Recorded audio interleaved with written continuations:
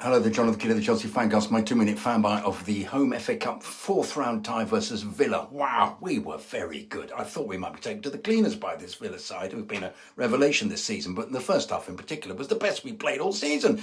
Other than a disallowed Villa goal for handball, we were all over them, and the crowd were consequently fantastic. A mate of mine who sits behind me rather nerdily as an app that measures decibels said the noise in the ground was at 92. 85 is considered damaging to your hearing.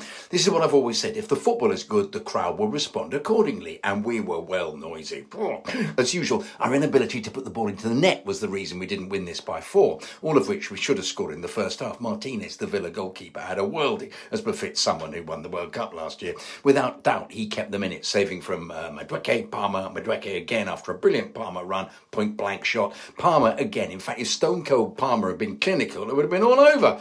In the second half, Palmer air shot went in front of goal, and then Martinez saved 1-on-1 from Connor. Connor, by the way, for me, had his best game in a Chelsea shirt. Never stopped, everywhere, a terrier. But I must take my hat off to Gillette Sterling. Great to see him play out of his skin against a big Premier League hitter, and he dribbled his arse off today. Madueke, similarly, big threat down the other wing. Fernandez, ooze, class with big booming passes, huge effort and bite, while Palmer, magnificent, cool control, flicks, dinks here, there and everywhere, make him a player to drool over. My north face was metaphorically covered in spittle. Caicedo as well bossed it, working beautifully Makelele-like. Our defence came into its own after 70 minutes as Villa upped their game and we got knackered, and they really pushed us hard.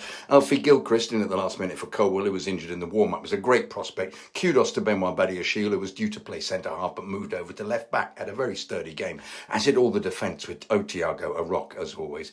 Petrovic made one fabulous diving low-down save, and Otiago headed out goal up a goal-bound header. 0-0 fair. It says a lot, though, that I'm bemoaning Cole's lack of clinical finishing. Chelsea have to come up with other players to put pressure on goalkeepers. They need to purchase a striker. For me, that would make them contenders, as clearly they're becoming the competitive outfit we hoped they would. An uplifting evening at the Bridge. Come on, you Blue Boys. I'll be back on the Chelsea Fancast with Chidge and Marco Worrell on Monday to discuss this draw, preview the Liverpool game. Make sure you listen on Mixler, download from Acast, all good podcast providers. Come on, Ukraine. I'm on, yo.